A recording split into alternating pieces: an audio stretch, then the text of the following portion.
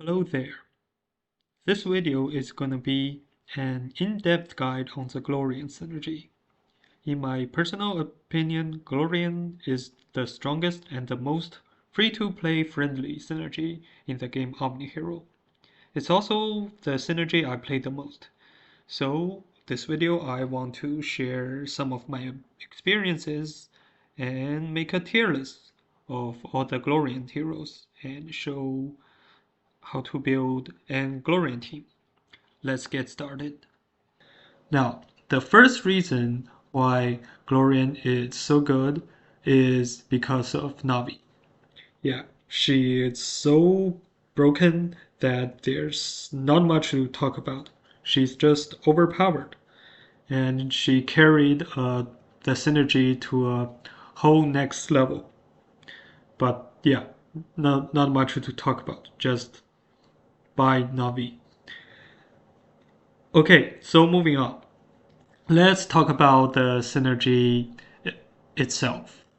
So, as we can see in the description, there are two aspects of the Glorian synergies. First aspect is at the start of the battle, the ally team receives control immunities for two rounds, 3 rounds, and 4 rounds, respectively. And so So this is pretty important because this game there are a lot of crowd control effect, and since the game is usually fast paced unless you're Avengers, then once you get stunned, then you basically lose. So yeah, so the crowd control immunity are pretty important. Now the second aspect is stacking buffs and debuffs. More specifically, stacking attack boost and defense reduction on allies and enemies, respectively. Now, the synergy itself only provide like attack boost and defense reduction, and that has its limitation. Why? Because if we look at attack boost stacks up to 5 times by default. Same with defense reduction. So, like defense reduction stack up to 5 times by default. So, very soon you will be reaching this limit, and all the effects won't keep stacking anymore. Also, by the way, like Navi's room is okay, but it's not the best option. Don't buy it. Like buy red rooms for like Eudora first. Okay, anyway, I digressed. So, yeah. So, how do we, like, are there any way to increase the limit of attack boost and defense reduction? Well, there are a few, but the best one is within Glorian itself, is Lilian and Lila. So, a lot of people think Lilian and Lila, they are just someone who provides shield and healing, like support. But I think their most important aspect is that they increase the limit of attack boost as well as the limits of defense reduction. These are very important because now we can stack up to not 5 times but 15 times. And so it's like you can have 3 times the original attack boost and 3 times the original defense reduction. So I would put Lilian and Lila in S tier. Next up, we have Gwen. So Gwen is a powerful single target damage dealer, which makes him really good in boss fight. He also has the Deviant synergy, which gives Holy Shield. Holy Shield is really strong because it blocks a whole instance of damage. Since this game, like the damage are usually really high, so even an auto attack can sometimes one-shot a unit. So Holy Shield is really important. yeah, so the Deviant synergy is good. It's funny that in this game, Deviant, the demon synergy gives Holy Shield, but yeah, this synergy here gives Holy Shield, and at 2 piece is very good. And but I think the effect that Gwen is known for is that he apply attack boost on your whole team whenever your units are attacked. Yeah, so each time your units are attacked, your whole team gain 1 stack of attack boost, which can stack your attack boost to limit really fast. This is good. By no means bad, but I think it's a little overrated, as there's actually plenty of ways to gain attack boost. Why? Let me show you first one right here. So if we go to the Sage's Tome in the guild, we can see that this effect. Each time an ally receives a buff, it has 15% chance to additionally gain 3 stack of attack boost. So as we can see here, in the game Omniheroes, everything is a buff. So what I mean by that, we can see Holy Shield is a buff, Max HP boost is a buff. This is from Gloria, by the way. And Holy Shield is buff. So normal shield also a buff. So yeah, everything is a buff in this game. So as you can see, my team doesn't have Gwen. And if we but now my Navi is already at like 14 stack of attack boost. So without Gwen, she's already like near the attack boost limit. So, and this is just round 2. So we don't need Gwen to gain attack boost. That is what I'm trying to say, especially at late game. And thus I will be putting Gwen in A tier. He is not as broken as Navi, nor is he as essential as Lilian and Lila, but he's still a pretty good hero, so that's why he deserves A tier. Now, let's move on to Tanas. I will also be putting Tanas in A tier, and let me explain why. So for Tanas, I think she is known for the fact that she can stun all enemies when she is with her ultimate, but there are conditions. So if she has 6 stack of attack boost, she will stun for 1 round. If she has 12 stack, she will stun for 2 rounds. And attack boost, as we can see, is pretty easy to get, especially with Gwen. But even without Gwen, you can still get to 12 stack pretty easily. But the problem is that attack boost only stack to 5 times by default. So in order for her to stun, you need to pair her with Lilian and Lila. And another thing she has is that she has a passive similar to Gwen. So every time an ally is attacked, Tanas will apply 1 stack of defense reduction on all enemies. So just like Gwen, but except is debuff to enemies and it's reducing defense. And this is also has to like defense reduction also stack up to 5 times by default. So this is also it is also essential that you pair Tanas with Lydian Ilila. And I'm actually gonna show you a build real quick. So let's move to this mode. So before Navi was released, I believe I didn't play back then, but I believe there's a team comp that's Lilian, Lila, Gwen, and Tanas. This is like a triangle relationship. So why? Because Gwen provide attack boost, and Tanas provides defense reduction, and Lilian and Lila increase the limit of both of them. So we seen before, Lilian and Lila increase the limit of defense reduction and attack boost. And then they they will pair them up with Victoria and Macaria.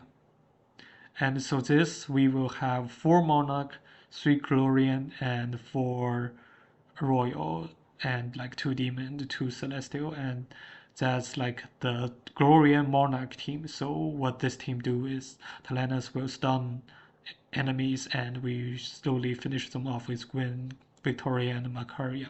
But this team is outdated now. Don't build it, but it's interesting to know the idea behind this team, so we can like maybe can inspire us to build more team. Now move back to Tanas. So Tanas is really good in PvE, uh, not PvP or PvE, but she's really good against team that doesn't have control immunity, because this stun is basically when you can basically win you a game. Like stun for 2 rounds, that's a lot. The problem right now is that since Glorian is the most popular lineup, it's the strongest. It's a free to play friendly, and people think it's strongest. So everyone is playing Glorian, and Glorian has this effect of control immunity, so she can't stun people anymore if you are facing against Glorians. So that's why she is not as good as she used to be. So she has to be in A tier. Same with Marina. Is that her name? Let's see. Yeah, Marina. Marina is like a non D&D version of Talanus. So she also stuns when she has like attack boost stacked up, but she's only has a 50% chance to stun enemies. So that means she can miss, and that's inconsistent. And she applies defense reduction, like a reflex reduction, and that's not as useful as defense reduction, even like except maybe against like or what's the Doomsayer, because Doomsayer wants reflect, but even then that's not as good. And she also has a unique ability that she will increase the limit of tribal fortitude of Navi's. That's Navi's passive, where Navi apply basic attack on all enemies.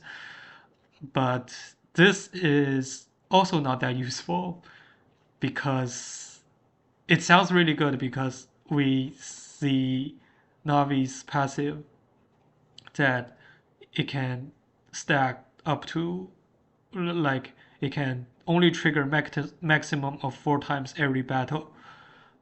But the problem is once Navi's passive trigger, you basically already win the game. So that's why increasing the limit of the trigger doesn't matter that much. It's more about having your Navi survive until she triggers like once or twice, and you already won by that time. But another good thing about her is she has Verdian synergy. It can synergize with Navi. Like the Verdian unit, they can sync attack. And when Navi sync attack, she deals damage, and whenever Navi deals damage, she can proc her passive, which is really good. Another thing to note about Marina is if you have her skin, so this is her skin, this is her base version. If you have her skin, you increase her speed by 5. So this is her base version speed, and with skin is 108. 108 speed is faster than a lot of heroes. It's faster than like Eudora without the skin, but now most Eudoras already have skin, so that doesn't do much. Anyway, so I think she speed tier probably can move to A tier once you got her skin. Next, we have Seraphina. So Seraphina is a healer. Her ultimate and her active abilities are healing effect. One of her very important ability is also a passive. So when Seraphina is alive, there's a 50% chance to apply one stack of blessing each time they are attacked. I think when allies is attacked. So limit up to 3 times. So as long as Seraphina is alive, when enemies when your allies are attacked your by enemies, there's a chance that they don't take damage instead. So as you can see, blessing is invincible when taking damage, immunity to 1 inst of damage and 1 debuff. So there's a chance that the enemy's debuff and ability just won't take effect. And that's really good because in this game all damages are high. So as I said, like sometimes enemies auto attack will one shot your unit. So this is a very important effect. And the other nice thing about Seraphina is her trait. So she has Celestial, which is same as Tanas. I forgot to talk about Celestial in Tanas. So Celestial are also really good, especially Celestial 1, because it increased like crit chance and by 15 and attack by 25 and for all allies. So this is good. Unlike demon when so this is not that useful. Like literally it is like a life steal, like healing yourself when deal damage. So this is not that useful. So Deviant 1 isn't that useful, but Celestial 1 is pretty good. So at Celestial 2, like when any units die, purifies all debuffs buffs on allies and dispel all buff from enemies. So like it's remove all buffs from enemies and remove all debuffs from ally. This is also really good. So yeah, so Celestial is a good synergy, but the other synergy is also important is Striker. Striker, like she shares synergy with Navi. So both Navi and her are strikers. And if you activate Striker, your units increase attack every round, which is pretty good everywhere, but especially in some boss fight where like you have to survive to like for a very long time before you can kill the boss. We can see that this lasts for 13 rounds, and in this type of battle like striker would be really useful. So I also activated 3 strikers to like try to finish the boss, but I can't right now, and I'll try to figure it out later. Yeah, so striker is also really good. And another thing about Seraphina is that you don't need her at very high star level. So mine is at 7, and I'm gonna take her to 8, and then I'm gonna stop because all I need is activate her passive and activate her like striker, and then I don't need to increase her stats anymore because this is just more healing, and she's gonna be already healing people to full like right now. Yeah. So okay, so I think I will put Seraphina to S tier, and because she's not only good in Glorian, and she's also like useful in some other comps. Like I remember another YouTuber, I believe his name is General Fair, and he's using Seraphina in Valianters and Doomsdayer. Yeah, and next hero is Clotho. So Clotho is like the small sister of Seraphina. So she is a healer, she heals, and she doesn't have the ability to like the blessing and stuff, and she doesn't have the broken synergy, but her other synergies are exactly the same as almost exactly the same as Seraphina. So so she's so she can replace Seraphina if you don't have her yet. And since she's actually an epic hero, yeah, I include an epic hero in here because she's way more useful than other epic heroes. So I will put her, well, not, uh, they are alike, but I will just put her in B tier. And the other Glorian epic hero I just didn't include in this tier list because this is not useful. Yeah. So so but now you can, by the way, there's an update that you can get Seraphina from the Oracle shop, so be sure to prioritize her if you haven't got her at 8 star. Okay, next we have Gloria. I will also put Gloria in S tier because uh, because she's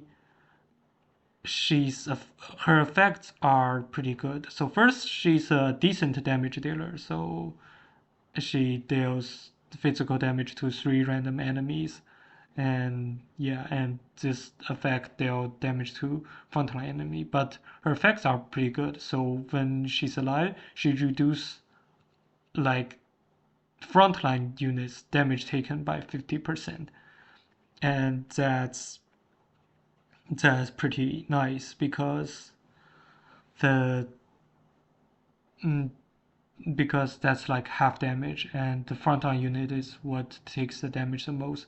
And to pair that up, she also grants your team like max HP, like for every buff. And since Glorian is all about the buff, so this can stack to full pretty fast. So it's damage reduction and max HP. These two paired together will increase the survivability of your team. And since Glorian doesn't need much, Glorian already have enough damage with Navi. This is survivability is very important. Also, another thing, she's also a striker and she's also a deviant, so her synergy is perfect. So that's why I put her in S tier. And next we have Ariana. Ariana is also S tier. So ideally, you will have Navi, Twin, Seraphina, Ariana, and Gloria as your 5 hero, and that will activate. Let me show it here. So this is actually my arena team right now.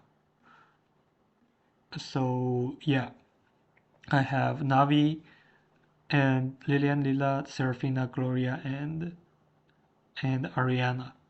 And this will give me 2 Deviant for the Holy Shield and 1 Celestial for the crit chance and attack damage, and 2 Striker will increase the. Well, when I got Seraphina at 8 star, I will have 3 Striker and 5 Glorians. So this is a very strong comp, and with this, I have a chance to beat Epic tier. So